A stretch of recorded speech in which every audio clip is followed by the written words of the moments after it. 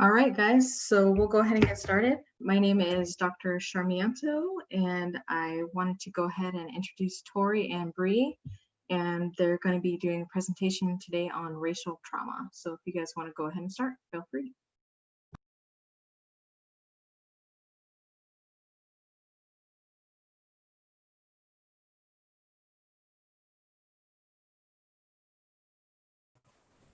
Okay, hi. My name is Brianna Carlos. Can you next slide, please? What is going on in the world involving racial trauma? Any individual that has experienced an emotionally painful, sudden, and uncontrollable racist encounter is at risk of suffering from race-based traumatic stress injury. This can look like depression, anger, reoccurring thoughts of the event, physical reactions such as headaches, chest pains, insomnia, hypervigilance, low self esteem, and mentally distancing from the traumatic events. Some or all of these symptoms may be present in someone with RBTS, which is race based traumatic stress, and symptoms can look different across different cultural groups. It is important to note that unlike PTSD, RBTS is not considered a mental health disorder. RBTS is a mental injury that can occur as a result of living within a racist system or experiencing events of racism. Next slide, please. What are the effects of racial trauma by age group? For infants and toddlers, these adverse conditions affect young children's development directly and by the deleterious environmental conditions that are created. Infants and toddlers experience developmentally appropriate fears and anxieties such as separation and loss of parents. They are aware of sounds and sights in their environments and their caregivers' emotional states. For young children, the perception of safety is closely linked to the perceived safety of their caregivers. For preschoolers, in addition, if they are exposed to media reports of racial trauma, such as police shootings, they tend to focus on sights and sounds and interpret words and images literally. They may not fully grasp the concept of an image being repeatedly replayed on television and may think that each time that the event is happening over and over again. For children ages 6 to 11, much will depend on whether they have directly experienced an event or have a personal connection with those involved. School-aged children tend to view media coverage in personal terms, worrying that a similar event could happen to them.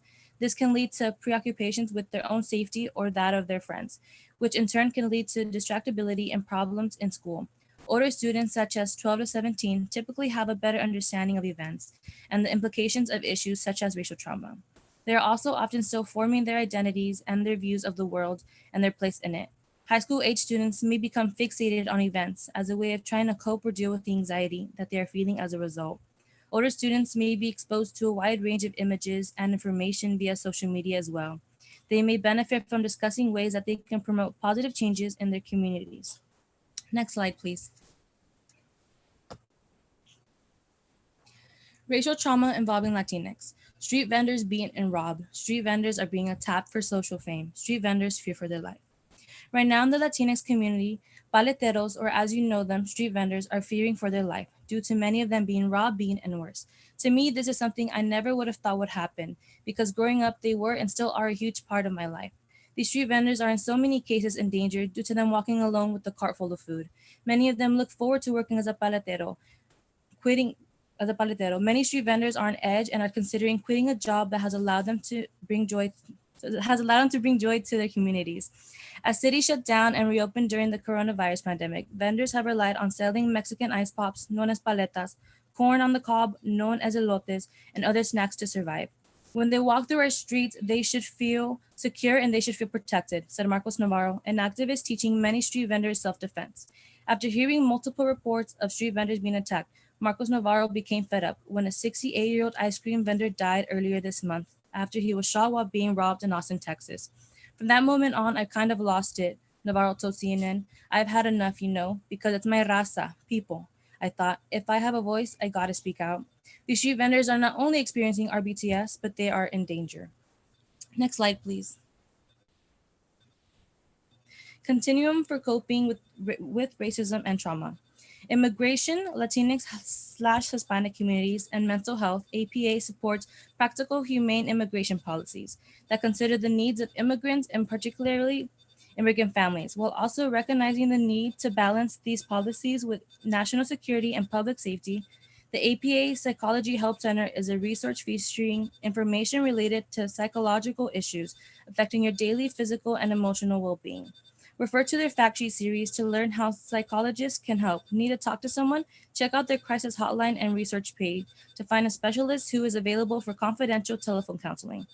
Mental Health America, MHA, works nationally and locally to raise awareness for mental health and ensures that those at risk for mental illnesses and related disorders receive proper, timely, and effective treatment. MHA incorporates culturally competent strategies to ensure that it is effectively addressing the treatment of psychosocial needs of consumers and families with diverse values, beliefs, sexual orientations, and backgrounds that vary by race, ethnicity, and/or language. Check out their Latinx/Hispanic communities and mental health page for a complete list of Spanish language materials, including our Spanish language screening tools, which is the third link. Now I'm going to hand it off to Tori. Thank you.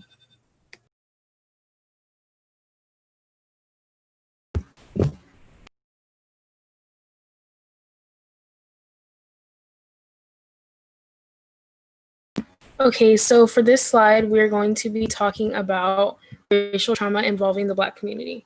So first, we're going to talk about historical trauma. It's caused by events that target a specific group of people. And some examples would be major events that oppressed a particular group of people because of their status as the oppressed. And those would be such as slavery, the Holocaust, forced immigration, and the violent colonization of Native Americans. Even family members who have not directly experienced the trauma can feel the effect of generations later. Next slide, please. So for this slide, we're going to be talking about PTSS, which is post-traumatic slave syndrome. It's a condition that exists as a consequence of centuries of chattel slavery, followed by institutionalized racism.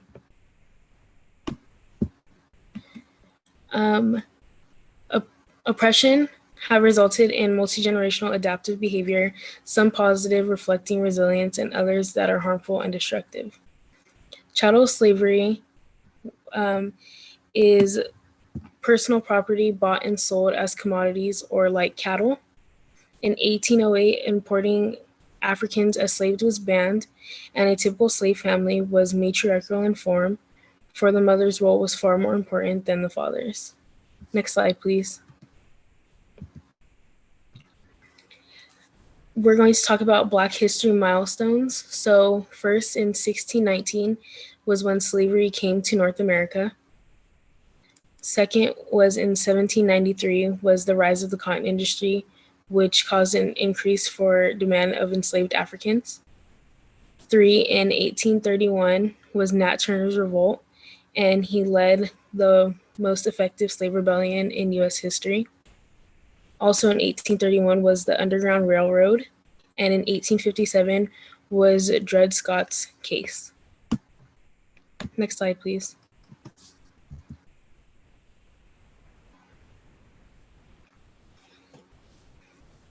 So this slide is going to be about Black acceptance in America.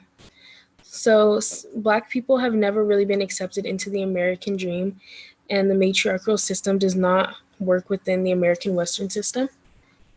So progress is largely suppressed story of race and race relations over the past half century.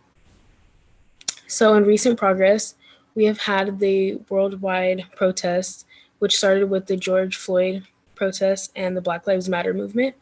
It has been seen and heard by everyone. Some may agree with it and some may not, but everybody does have their own opinion based on it. Next slide.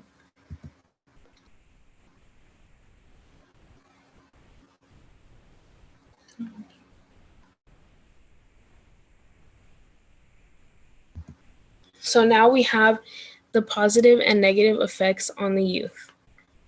So the experience and movement of the Black Lives Matter is opening the eyes of so many, and it is also bringing a lot of people from different races and different backgrounds together.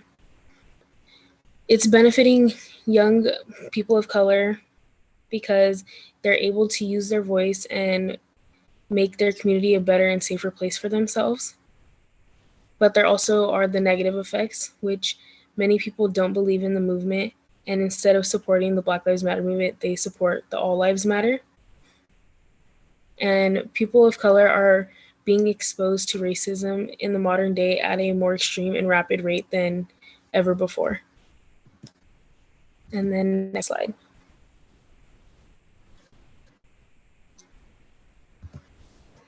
So we're going to talk about microaggressions.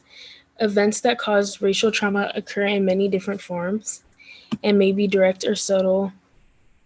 Although most racial encounters occur on an interpersonal level, they are usually the effect of structural or systematic racism.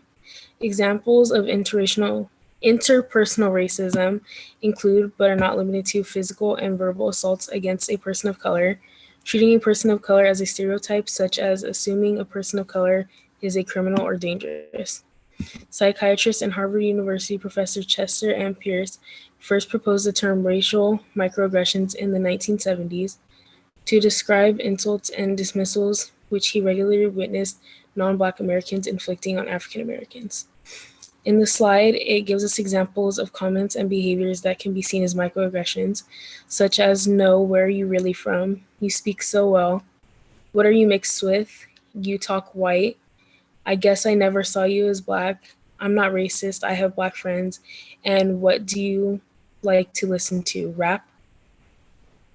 And I'm going to hand off the next slide to Bree.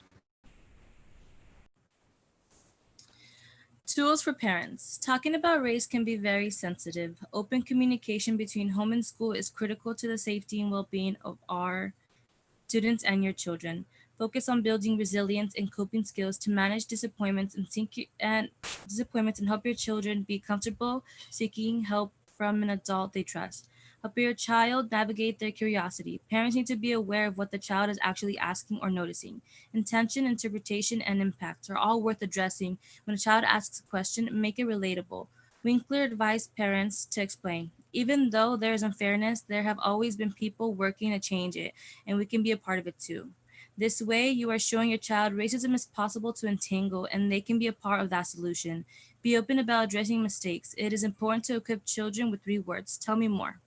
Have open, honest communication. Be an advocate. No matter who you are or where you come from, it's important to be an advocate for all people. Next slide, please. Talking to young children about race resource. Here's a link I provided to talk to young children about race and racial trauma. There are many helpful tips that could give you an idea of how and what to talk about with children involving race. Next slide, please. Coping with racial events in the news. It's okay to not watch the videos if you don't want to. Set boundaries when you can no longer discuss what's happening. Surround yourself with people who understand how you feel and can validate your emotions. Remind yourself that you matter. Create healthy coping mechanisms. Resources for race-related conversations and support are the bit.ly right there. Next slide, please. Thank you so much for being a part of the webinar to educate yourself and to learn more about racial trauma.